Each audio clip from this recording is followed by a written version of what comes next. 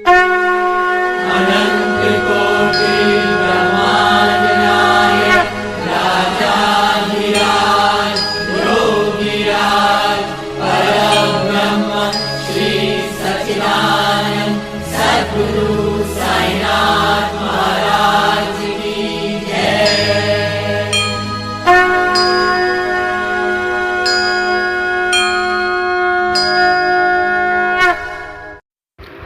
ओम श्री साईनाथाय नमः।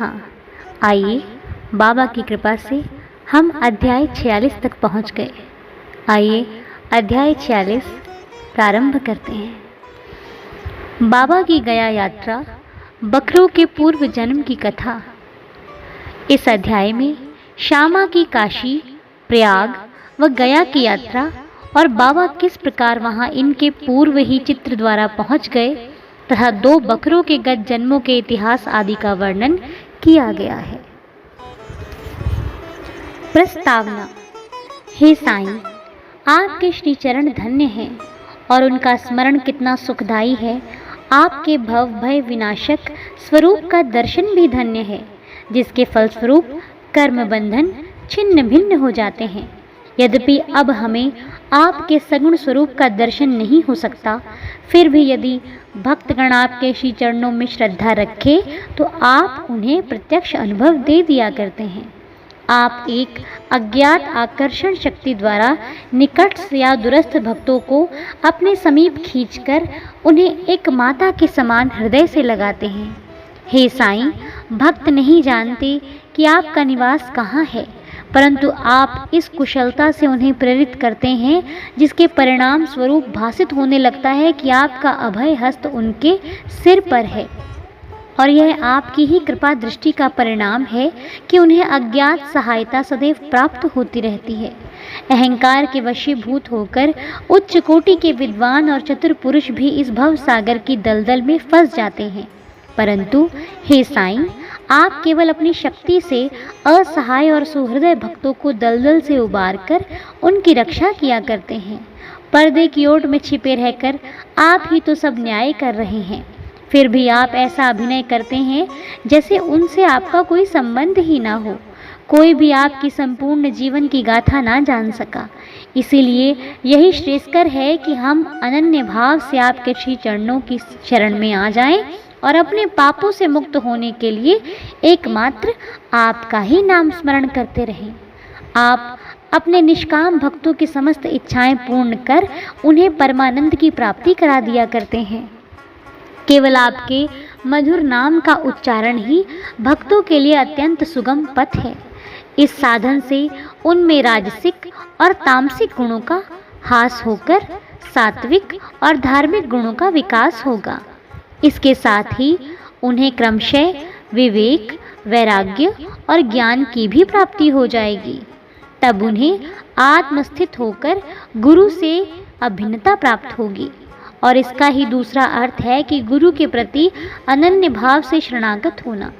इसका निश्चित प्रमाण केवल यही है कि तब हमारा मन स्थिर और शांत हो जाता है। इस शरणागति भक्ति और ज्ञान की महत्ता अद्वितीय है, क्योंकि इनके साथ ही शांति, वैराग्य, कीर्ति, मोक्ष इत्यादि की भी प्राप्ति सहज ही हो जाती है। यदि बाबा अपने भक्तों पर अनुग्रह करते हैं तो वे सदैव उनके समीप रहते हैं, चाहे भक्त कहीं भी क्यों न चला जाए, परंतु वे तो किसी न किसी रूप में पहले ही वहां पहुंच जाते हैं। यह निम्नलिखित कथा से स्पष्ट है। आइए जानते हैं गया यात्रा के बारे में। बाबा से परिचय होने के कुछ काल पश्चात काका साहब ने अपने ज्येष्ठ पुत्र बापू के नागपुर में उपनयन संस्कार करने का निश्चय किया, और लगभग उसी समय नाना साहब चांदोरकर ने भी अपने ज्येष्ठ पुत्र की ग्वालियर में शादी करने का कार्यक्रम बनाया। दीक्षित और चांदोरकर दोनों ही शिरडी आए और प्रेम पूर्वक उन्होंने बाबा को निमंत्रण दिया। तब उन्होंने अपने प्रतिनिधि श्यामा को ले जाने को कहा, परंतु जब उन्होंने स्वयं पधारने के लिए उनसे आग्रह किया तो उन्होंने उत्तर दिया कि बनारस और प्रयाग निकल जाने के पश्चात मैं श्यामा से पहले ही पहुंच जाऊंगा। पाठकगण कृपया इन शब्दों को थोड़ा ध्यान में रखें, क्योंकि ये शब्द बाबा की सर्वज्ञता के बोधक हैं। बाबा की आज्ञा प्राप्त कर श्यामा ने इस उत्सवों में सम्मिलित होने के लिए पहले नागपुर, ग्वालियर और इसके पश्चात काशी, प्रयाग और गया जाने का निश्चय किया। अप्पा कोते भी श्यामा के साथ जाने को तैयार हो गए। प्रथम तो वे दोनों उपनयन संस्कार में सम्मिलित होने नागपुर पहुंचे। वहां काका साहेब दीक्षित ने श्यामा को 200 रुपये खर्च के निमित्त दिए। वहां से वो लोग विवाह में सम्मिलित होने के लिए ग्वालियर गए।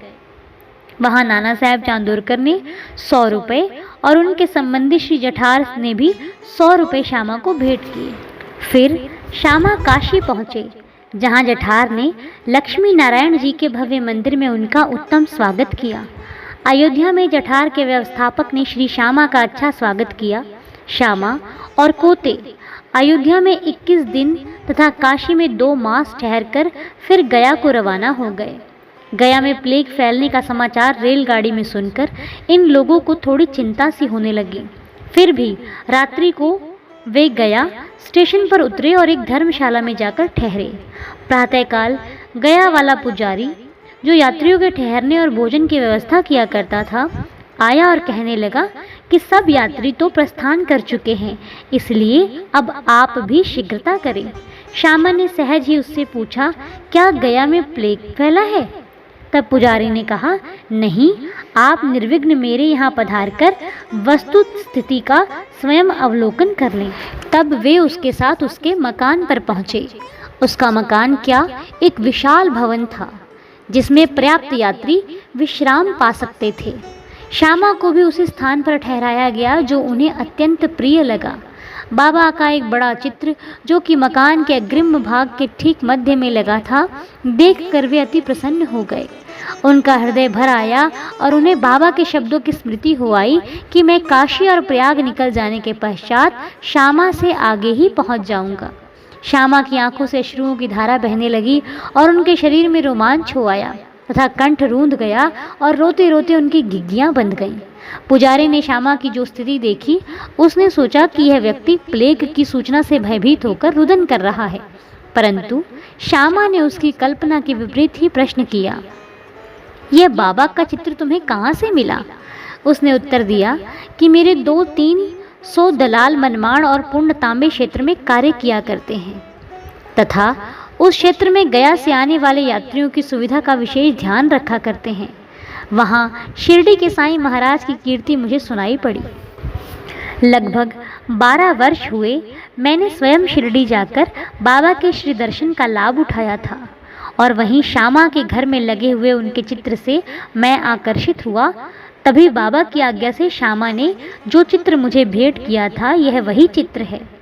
श्यामा की पूर्व स्मृति जागृत हो गई और जब गया वाले पुजारी को यह ज्ञात हुआ कि ये वही श्यामा है जिन्होंने मुझे इस चित्र द्वारा अनुग्रहित किया था और आज मेरे यहाँ अतिथि बनकर ठहरे हैं, तो उनके आनंद की सीमा न रही। दोनों बड़े प्रेम पूर्वक मिलकर हर्षित हुए। फिर पुजारी ने श्यामा का बादशाही ढंग से भव्य स्वागत किया।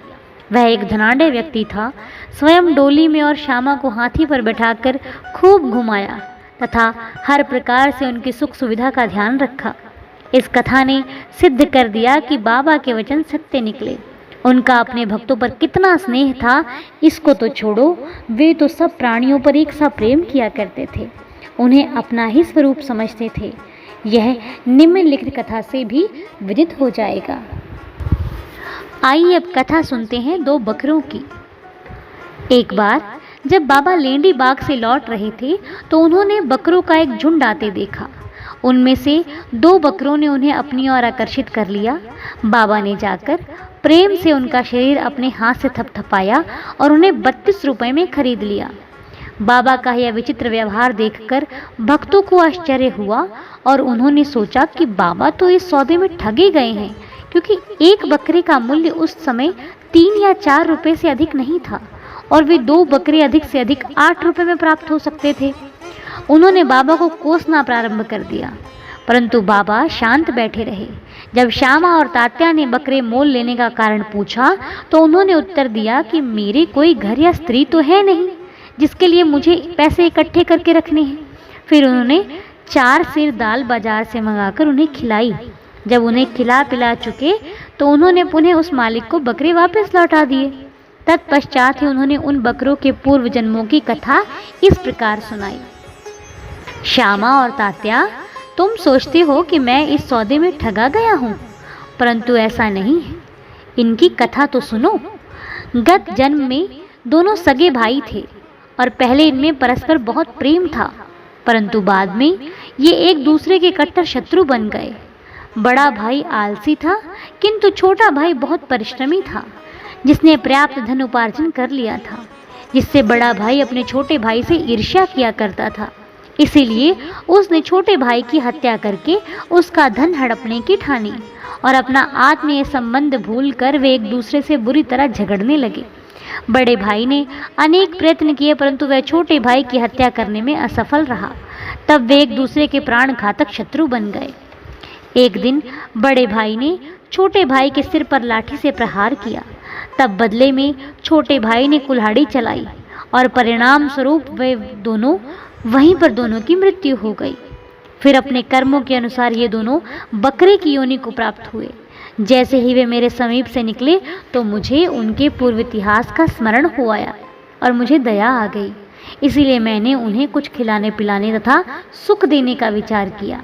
यही कारण है कि मैंने इनके लिए पैसे खर्च किए, जो तुम्हें महंगे प्रतीत हुए हैं।